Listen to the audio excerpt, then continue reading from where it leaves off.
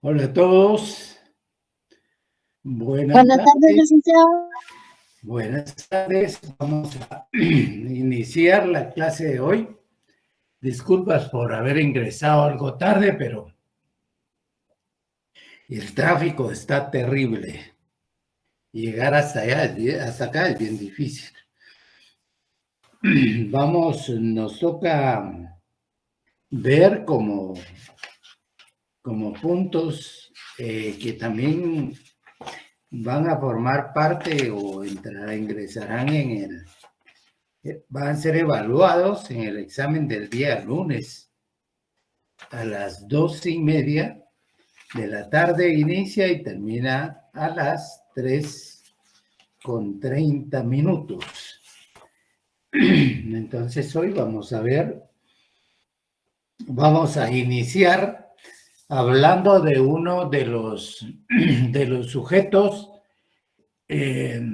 principales del derecho internacional, el que tiene el ejercicio de la soberanía del Estado y que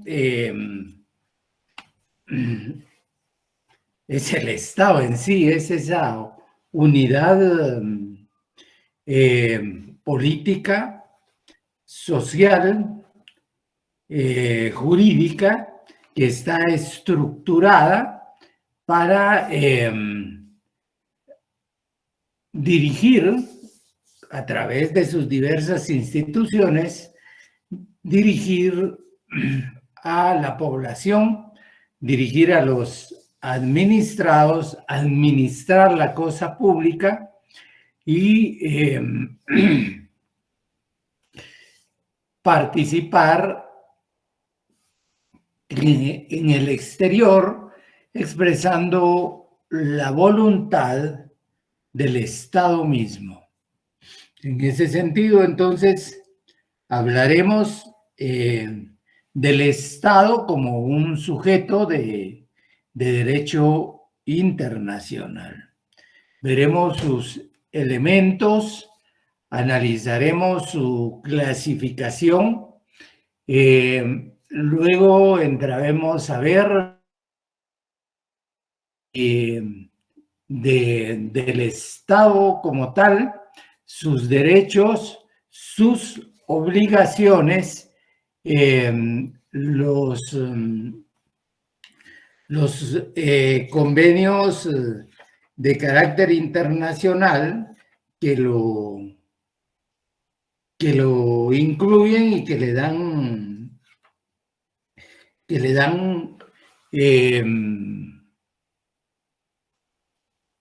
esa calidad, ese reconocimiento, que es un elemento importante en el cual, con el cual los estados participarán reconocidos dentro de la comunidad internacional.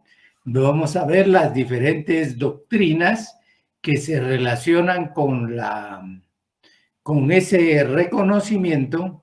Y por último vamos a ver ese principio fundamental que está con la Organización de Naciones Unidas, como lo es el principio de no intervención. Dicho esto, así de manera general,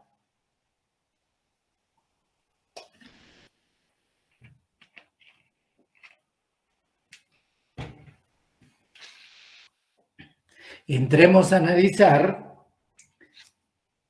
los elementos del Estado,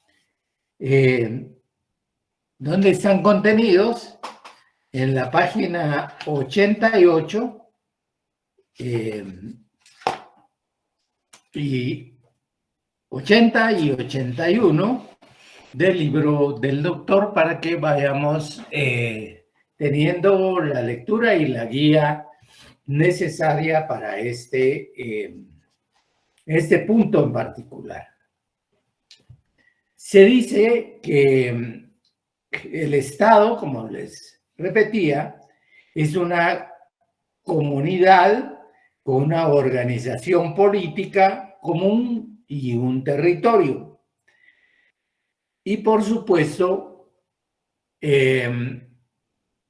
con órganos de gobierno propio, que son los llamados a gobernar este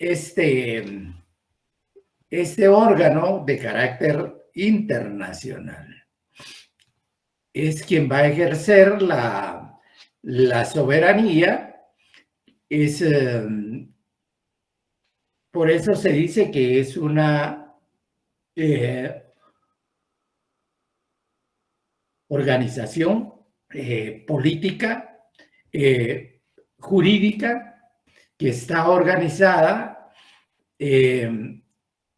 alrededor de una población, de un territorio, sobre el cual ejercerá su soberanía y su jurisdicción. Este Estado, que es un sujeto del derecho internacional, cuenta con 3 elementos de manera particular. Uno, que es la población, que es el elemento fundamental, porque son todos los ciudadanos, son todos los seres vivientes que conviven en un espacio territorial en el cual el Estado ejerce su gobierno. Entonces tenemos como primer elemento del Estado el territorio, es la unidad geográfica debidamente delimitada sobre la cual el Estado ejercerá su jurisdicción, su soberanía. Este territorio en sí, debidamente delimitado, tendrá sus vecinos iguales, que serán estados, y con los cuales habrá delimitado sus respectivas fronteras, habrá marcado su propio territorio a efecto de no tener ningún tipo de inconveniencia con relación al ejercicio de su territorio, pero también este Estado tiene un espacio aéreo, decíamos la vez pasada, en el cual transitan las naves o aeronaves del propio Estado, o ya sea a todas aquellas aeronaves pertenecientes con bandera propia, pertenecientes a otros estados, que este estado ha otorgado su autorización para que puedan sobrevolar su espacio aéreo.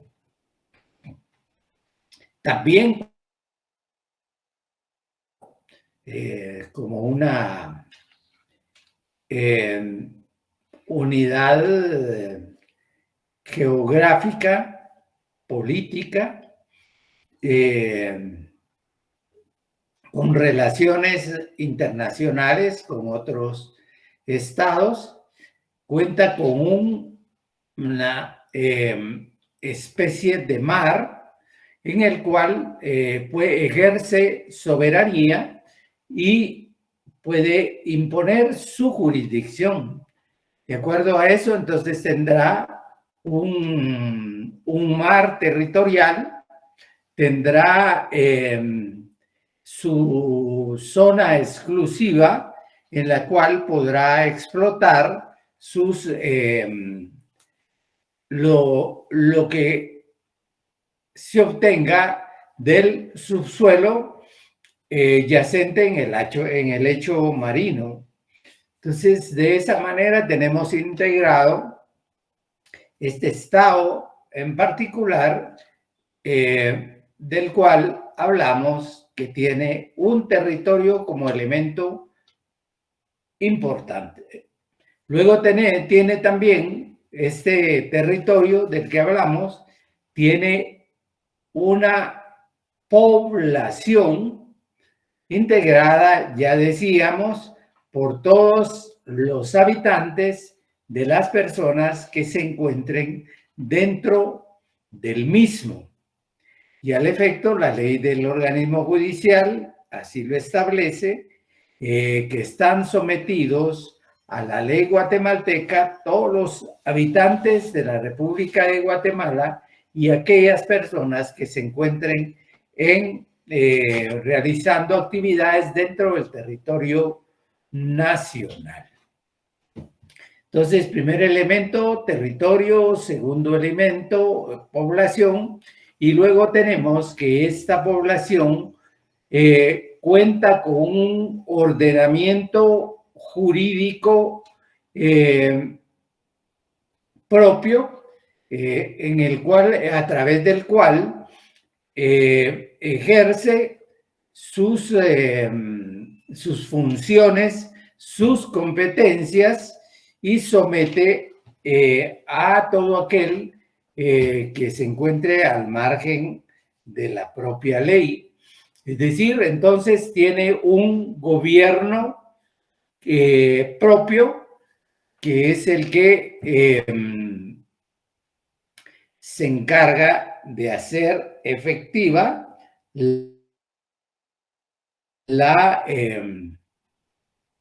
las obligaciones del Estado, los derechos de la población, etcétera, etcétera. El doctor establece que acá en su libro, que el Estado como sujeto persona de derecho internacional debe de tener las calificaciones: una población permanente, por supuesto, lo que hemos hablado; B, un territorio definido, debidamente demarcado; un gobierno que se encargue de la administración de la cosa pública; y la capacidad, establece él, para establecer relaciones con otros estados, por supuesto, en la medida en que ese estado y es reconocido por los otros estados, es reconocido por toda la comunidad de estados, pues básicamente tendrá personalidad, tendrá capacidad para poder actuar e intercambiar con los otros estados. Entonces hablamos y precisamos de que el Estado, como un ente internacional, tendrá sus elementos debidamente definidos: población, territorio y gobierno, y un conjunto de normas que determinan el ordenamiento jurídico que regirá tanto a los ciudadanos, a los nacionales de ese estado, como a aquellos que se encuentren en ese territorio. Hablábamos la vez pasada también de que este territorio se extiende a las embajadas, se extiende a los consulados y a las naves y aeronaves con bandera nacional.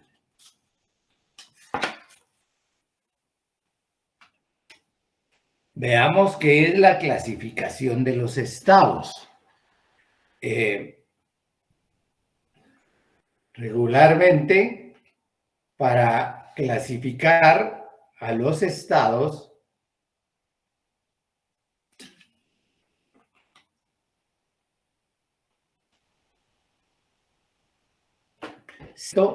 de soberanía, es decir, de un estado-nación, es el que va a ejercer, dentro de esos elementos explicados, va a ejercer soberanía, es decir, no va a permitir ningún tipo de injerencia que pueda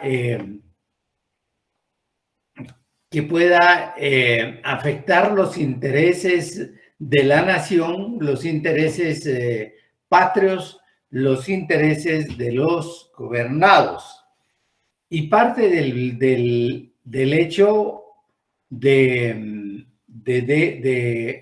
establecer la soberanía, porque dentro de ese marco clasificatorio, la doctrina los divide en estados independientes y estados dependientes. Estados independientes son aquellos que están reconocidos por toda la comunidad internacional, no dependen de ninguna potencia colonizadora y ejercen de manera efectiva su propia jurisdicción y por tanto hace efectivo el hecho de su soberanía por ser un Estado independiente. Significa que no va a depender de ningún otro Estado en particular, y en el ejercicio doméstico de sus competencias, pues es el que toma sus propias decisiones. Luego, estos estados independientes están clasificados también a la vez como estados simples o estados compuestos. Los estados simples son aquellos estados nación unipersonales, podríamos decir, que no están integrados o adheridos a otro tipo de estados en los cuales exista una organización administrativa superior que dicte todas aquellas normas que van a afectar a estas unidades en particular. Y entonces decimos que son unidades simples o unitarias. Por ejemplo, todos los países o todos los estados que componen el Istmo Centroamericano, que independientemente de que estén organizados en un sistema particular, cada uno ejerce su propia soberanía, su propia jurisdicción, su propia representación como un Estado-nación que toma sus propias decisiones. Frente a este Estado unitario, frente a este Estado particular,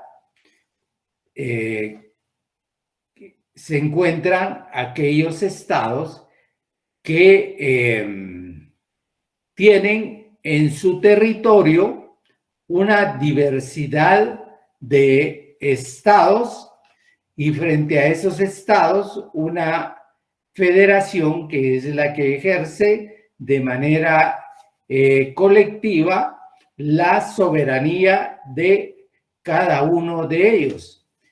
Y ante eso tenemos que un estado compuesto son las federaciones. Las federaciones están integradas por diferentes estados que en el marco de lo interno de sí mismos, ejercerá cada uno su jurisdicción con relación a otros estados, pero la soberanía en sí la ejercerá el Estado federado, quien represente a esa federación en el ámbito internacional. Tendrán como un símbolo importante una bandera que los representa a todos y que están formando parte de ese Estado organizado, de ese Estado federado o de ese Estado confederado en particular. ¿Cuáles son los estados federados de los cuales podemos hacer mención en la actualidad? Que estén cerca nuestro en el ámbito de Latinoamérica, pues vamos a encontrar aquí al vecino del norte de los Estados Unidos mexicanos, que es un estado federado y tiene diversos estados, en particular cuya autoridad es la gobernación de ese estado, federado o confederado, que forman parte de la federación. También tenemos un poco más arriba a los Estados Unidos de América, que también es un estado federado, que sus estados se aglutinan y se identifican con una misma bandera, con una unidad monetaria, que es en todo caso el dólar, como moneda de intercambio. Tenemos, eso es en el lado norte, y de ahí tendríamos en el lado sur como un estado grande e importante de los estados de Latinoamérica, tendríamos la Federación de Brasil, que también tendrá una serie o estará conformada con diferentes estados que forman parte de la misma.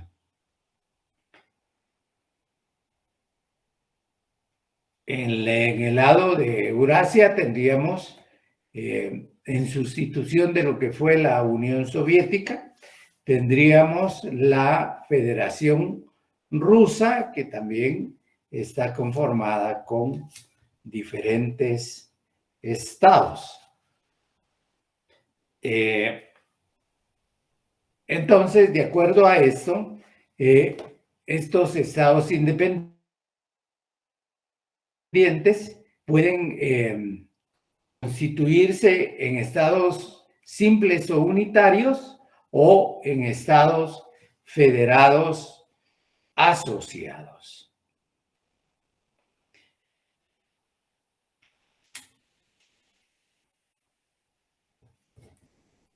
En la página 84 dice Federación Estados Unidos en la actualidad, México y Brasil como estados federados.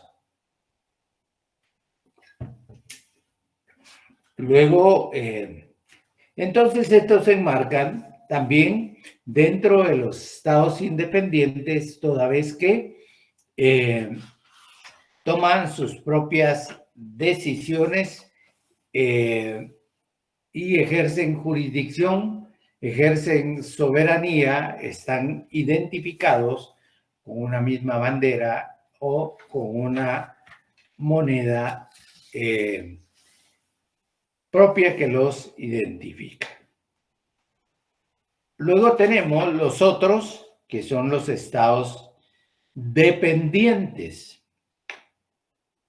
Dice el doctor, como su nombre lo indica, son aquellos estados que están sujetos a otros, con la doctrina de autodeterminación de los pueblos y la condición impuesta a los países colonizadores durante y después de la Segunda Guerra Mundial. Esta clase de estados ya no existe en la actualidad. Pero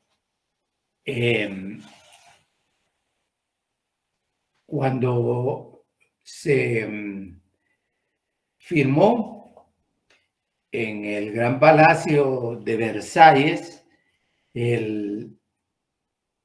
la carta de las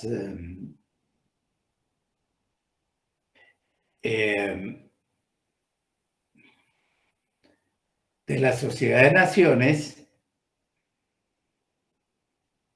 en ese momento también se hizo referencia a aquellos estados que eran independientes y que podían valerse por sí mismos y que inclusive podrían, tenían mandatos con relación a otros estados no menos afortunados que tenían en sus territorios una diversidad de riquezas y recursos que eran aprovechados por las potencias mundiales de ese entonces. Y se piensa en ese momento en la Sociedad de Naciones que era necesario crear una especie de administración de estos territorios para que tuvieran algún grado de protección, una especie de protectorados, y entonces ellos determinan que la figura que mejor se presta para esa actividad son los mandatos. Y entonces se dispone en asamblea de la Sociedad de Naciones crear la adjudicación de los mandatos realizada en 1919 y en 1920 por las potencias aliadas y homologada por el Consejo de la Sociedad de Naciones. Se distribuye entonces correspondiendo los diversos mandatos, como lo podemos saber y entender, a esas potencias cuyos estados venían desde hace algún tiempo fortalecidos y que fueron los estados vencedores. Y entonces, como respuesta a ello, se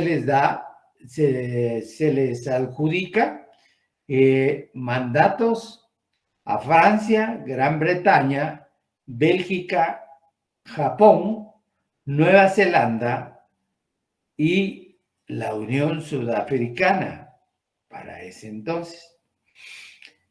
Estos mandatos se organizaron en 3 especies distintas: mandato A, mandato B y mandato C. Esto se otorga según el grado de desarrollo del pueblo o la situación geográfica del territorio, sus condiciones económicas, entre otras. De ahí tenemos que los mandatos A comprendían ciertas regiones que antes pertenecían a Turquía, Siria y Líbano, así que las cuales fueron asignadas a Francia. De ahí que vemos que los franceses todavía en la actualidad pretenden tener algún grado de preponderancia, algún grado de influencia sobre sobre estos países que en su momento estuvieron bajo la ejida, bajo el protectorado de los franceses, a quienes les fue adjudicado el mandato allá por 1919-1920. Palestina, Transjordania e Irak le fueron asignadas a la Gran Bretaña.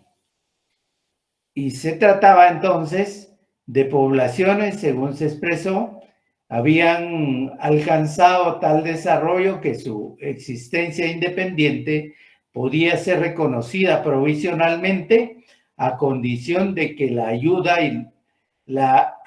y los consejos del Estado mandatario guiaran su administración, es decir, que estuvieran sometidos a la administración del Reino Unido tal y como lo fue. Dice que su situación se asemejaba a un protectorado, pues el país disponía de soberanía interior, pero en lo exterior quedaba subordinado al mandante o quedaba subordinado a la adjudicación que estaba establecida en el mandato. Los mandatos B, dice, referíanse a varias colonias alemanas en África, parte de Togo y de Camerún, asignadas también a Francia, Tanganica y otra parte de Togo y de Camerún a Gran Bretaña. Ruanda, Burundi y Bélgica, el mandatario asumía la administración del territorio con poderes legislativos, pero sus facultades estaban limitadas. Entre otras cosas, debía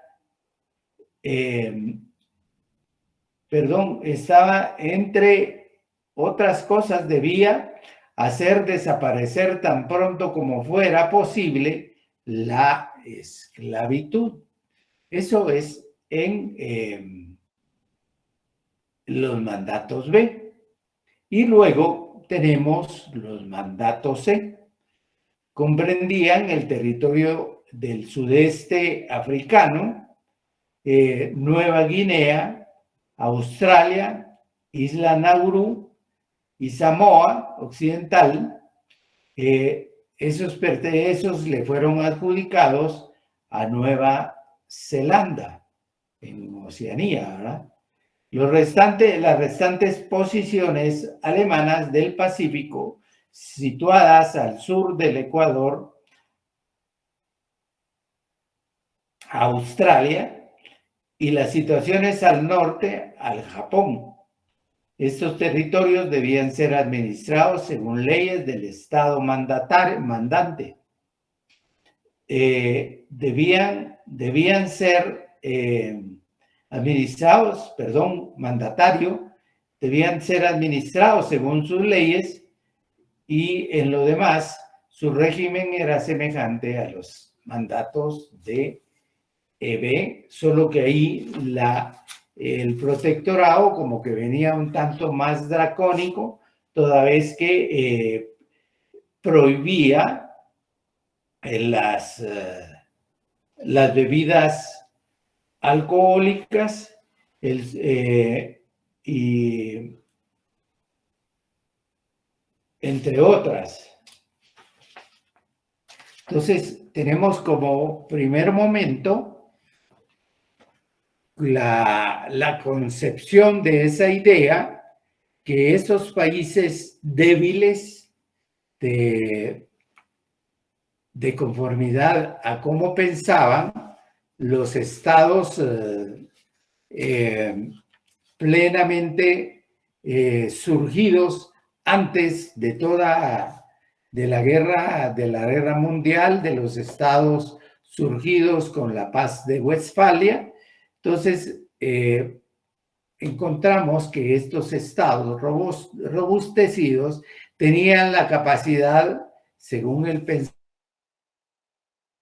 pensamiento de ellos, de constituirse en protectores de todos aquellos estados que no tenían ningún tipo de protección y que como resultado de ello tampoco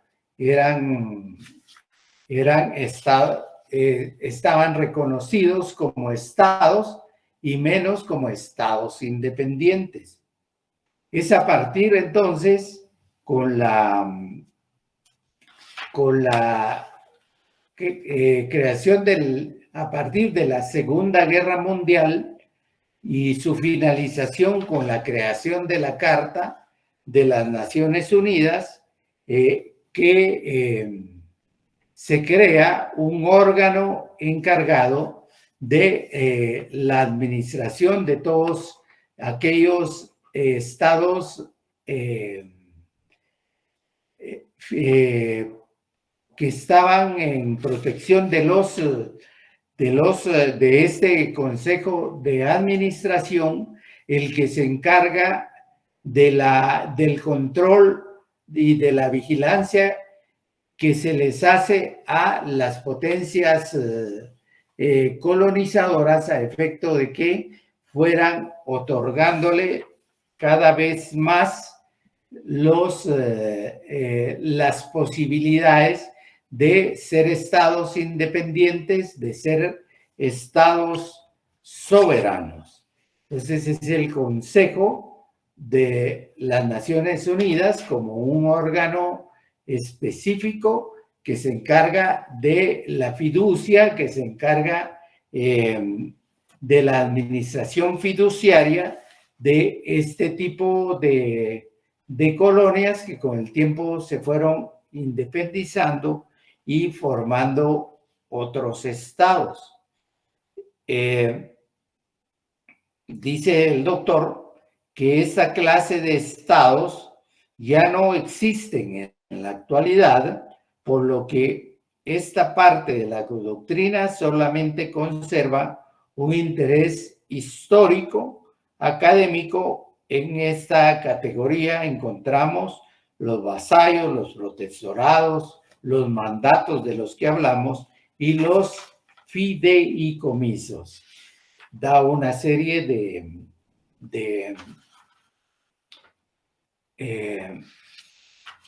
hace un listado de territorios que estuvieron sometidos a protección por parte de la administración fiduciaria de la Organización de Naciones Unidas. Entonces, como vemos, estados independientes son aquellos que ejercen su plena soberanía, están claros de las obligaciones, son reconocidos por los estados que conforman la comunidad internacional y cotizan como resultado de eso ante los diferentes órganos internacionales dentro de los cuales tienen representación. Hablemos de la vida de los estados y me voy a la página 96 del libro del doctor Larios.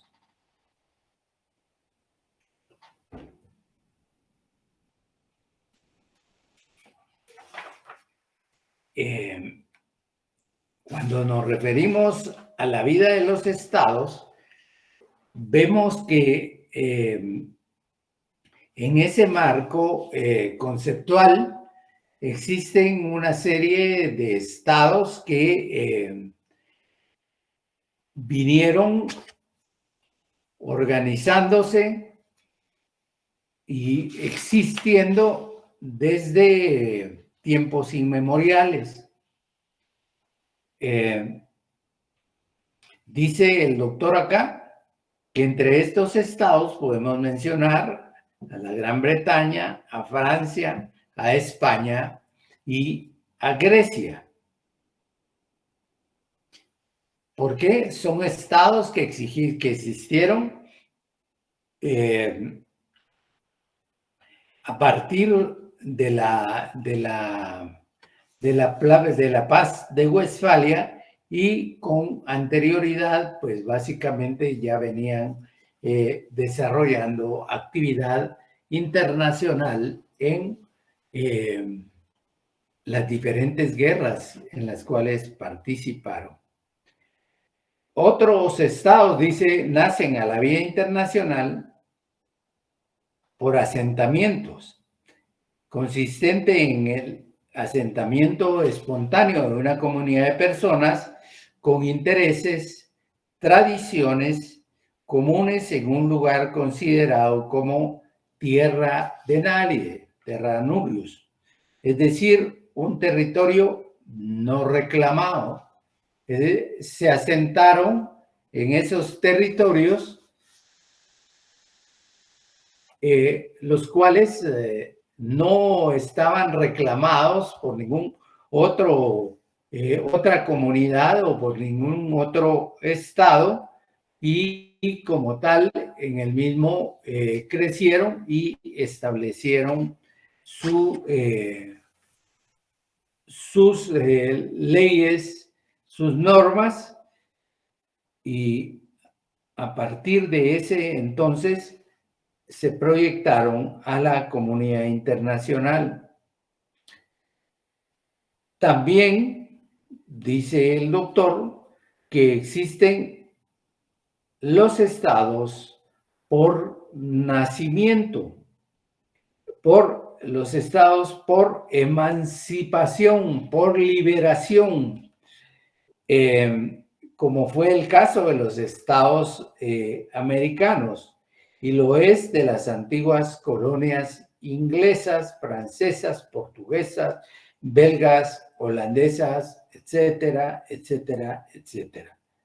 La emancipación fue fundamentalmente también en un acuerdo de voluntades inscrito dentro de la vía constitucional.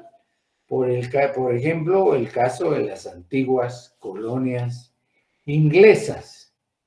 A veces que un país que geográficamente esté fraccionado, como el caso de Pakistán, se desarrolla en forma tal que cada fracción va adquiriendo personalidad jurídica, hasta llegar el momento en que inevitablemente debe separarse para formar dos estados, así, dando nacimiento así a un nuevo estado que será de una fracción. ¿A qué se refiere el doctor en este caso de Pakistán? Trae a colación que en un momento la India era un protectorado de la Gran Bretaña, pero posteriormente, en el siglo pasado, empiezan las movilizaciones propugnando por la independencia y para constituirse en un Estado soberano. Me refiero al territorio de la India que luchó por su emancipación de manera pacífica hasta que un día determinado se le otorga la emancipación como un estado independiente. Sin embargo, en el mismo existían diferencias muy importantes de carácter religioso que pronto dieron lugar a enfrentamientos entre las diferentes castas dentro de los diferentes grupos que propugnaban por religiones distintas, y así es como encontramos que se llega a un acuerdo para la creación de dos estados, surgiendo por un lado la India y de otro lado Pakistán, que es musulmán, a diferencia de los hindúes. Entonces aquí encontramos una forma de nacimiento de Estado por emancipación, porque lograron su independencia, pero en el otro por el fraccionamiento que se produjo del mismo Estado como resultado de esos choques y enfrentamientos que se produjeron entre los ciudadanos de ese territorio. Otra forma de surgimiento, de nacimiento de los estados, es por modificación, dice el doctor, de estos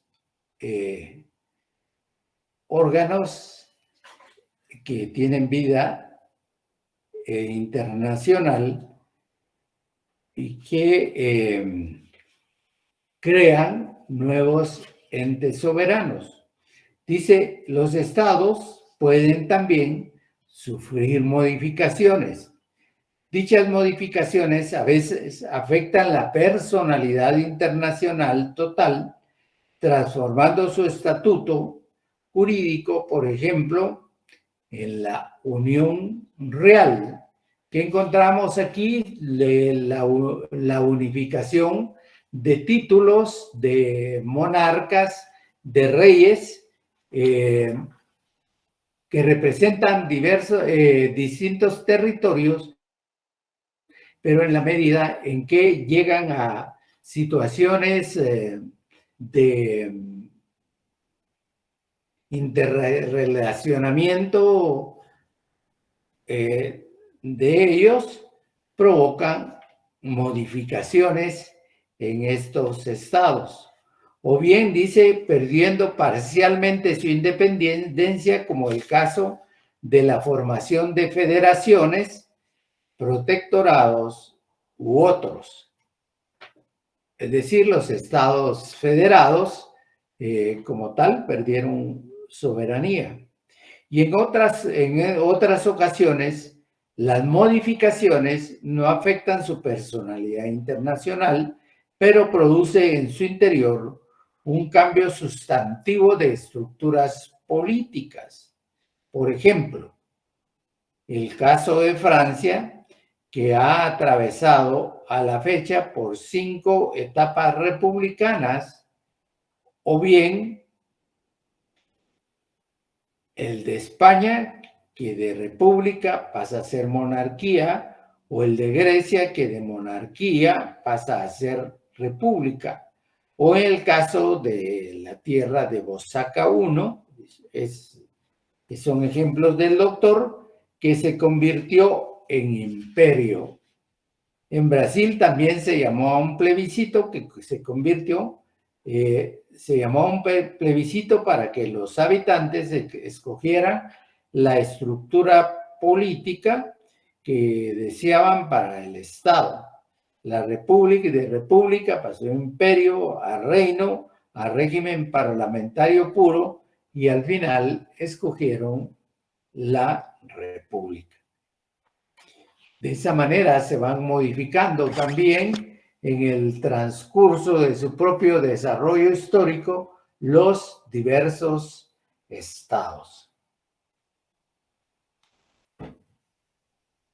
extinción, cómo se extinguen, cómo dejan de existir como Estado o como federaciones o confederaciones que de manera unificada tienen su representación en el exterior, y el doctor establece que la extinción de los estados puede ocurrir por cualquiera de las siguientes causas: por fusión de un estado con otro. Por ejemplo, el Estado Libre del Congo con Bélgica en 1998.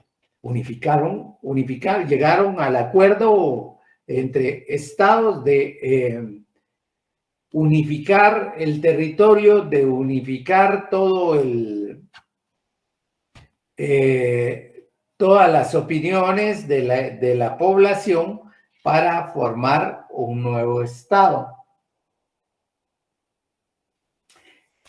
Eso es por unificación. Luego aparece por anexión.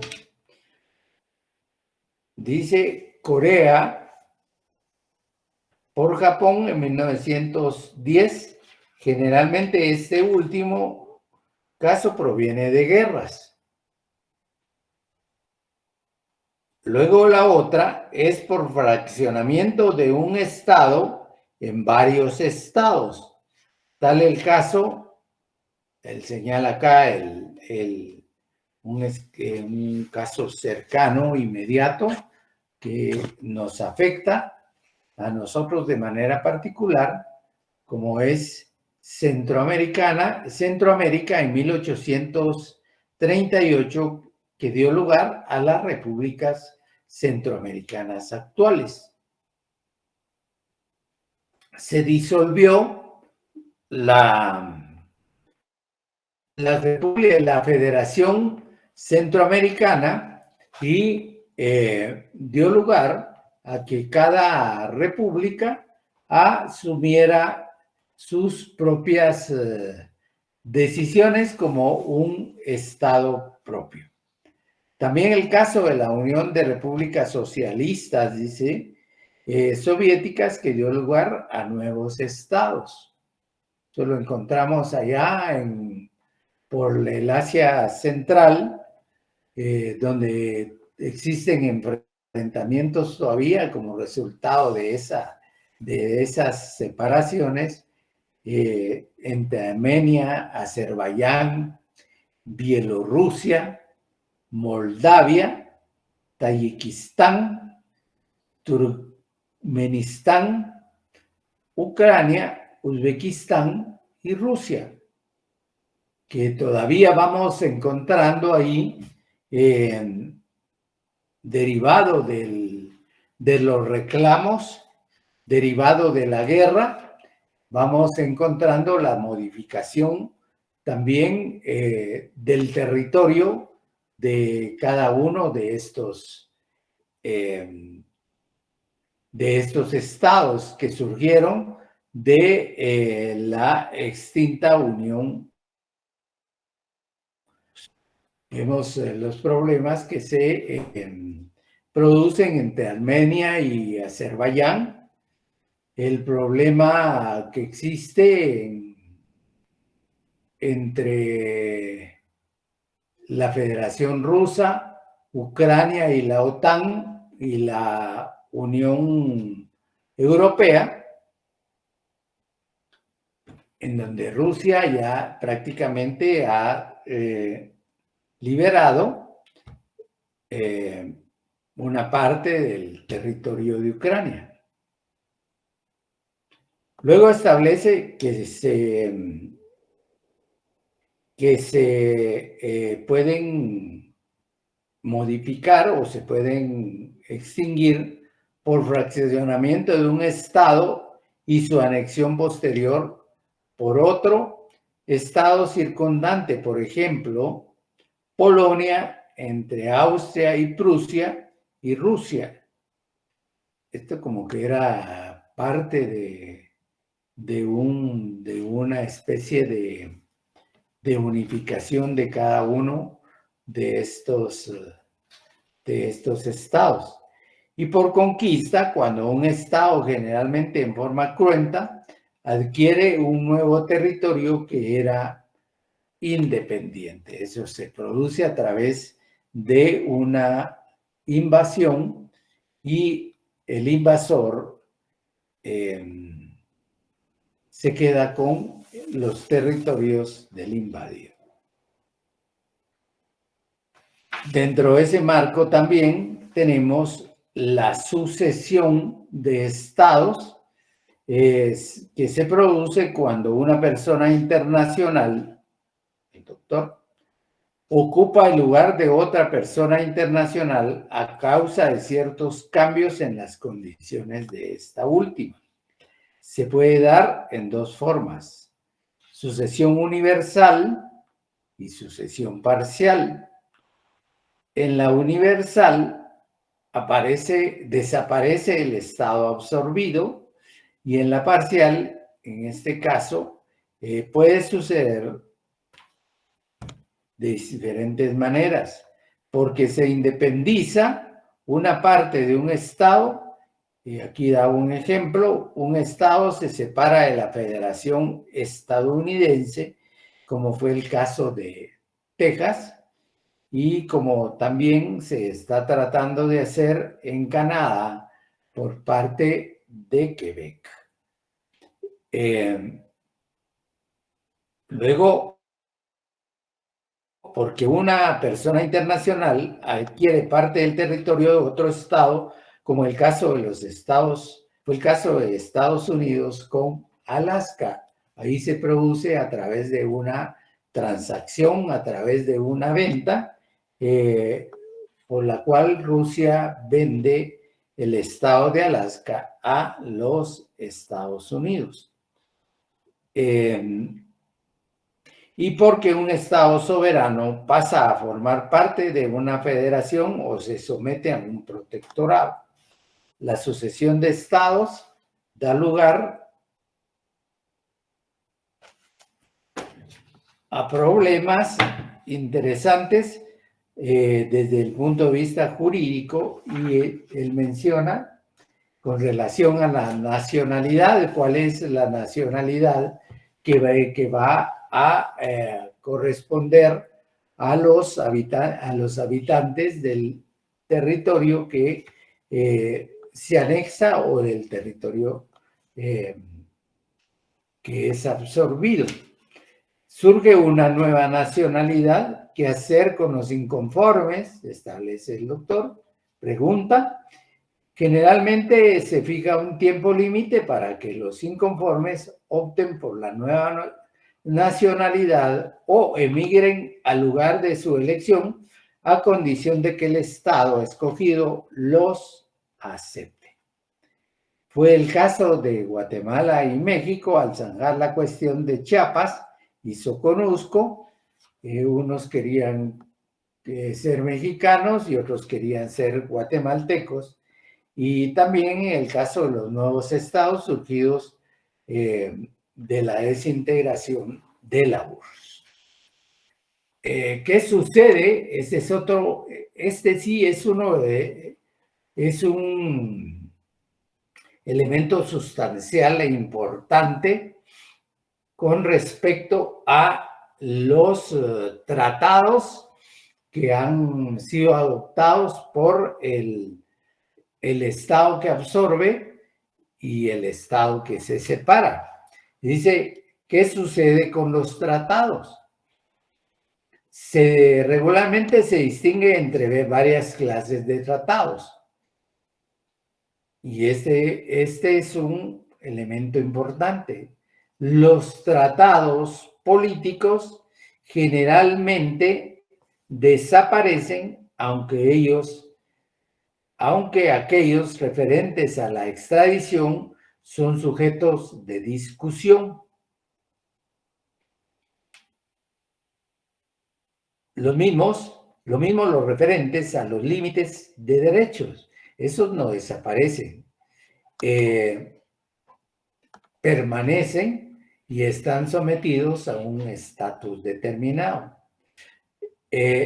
Dice lo mismo los referentes a límites, derechos de paso, los tratados políticos, es decir, aquellos referentes a cooperación, explotación conjunta de algún recurso natural en el estado sucedido.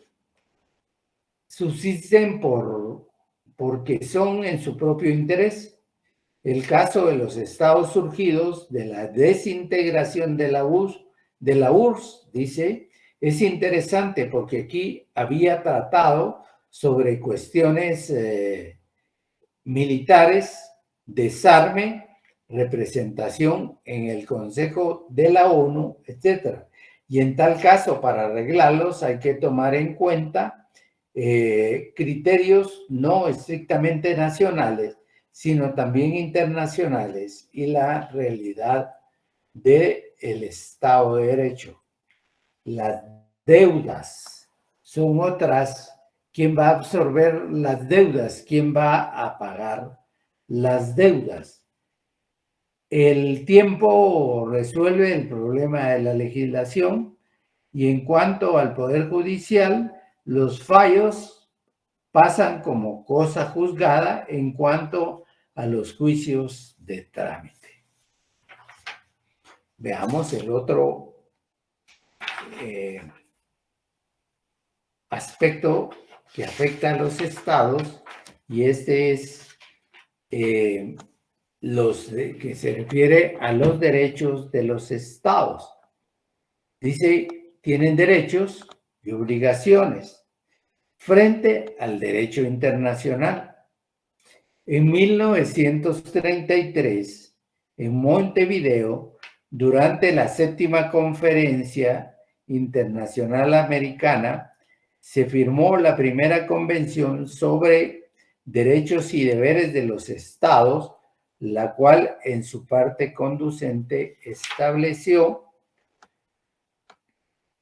me vengo más abajo al artículo 4, que los estados son jurídicamente iguales, disfrutan de iguales derechos y tienen igual capacidad para ejercitarlos.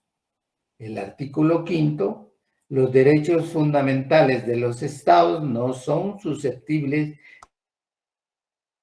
de ser afectados en forma alguna. Dice, para la realización de los propósitos consignados en el artículo 1 de la organización y sus miembros procederán de acuerdo con los principios, con los siguientes principios. La organización está basada en el principio de igualdad soberana de los estados. Todos los estados son iguales. La Carta de la Organización de Estados dedicó un capítulo específico a los deberes y derechos de los estados. Y los estados son jurídicamente iguales, disfrutan de iguales derechos e igual capacidad para ejercerlos y tienen iguales deberes.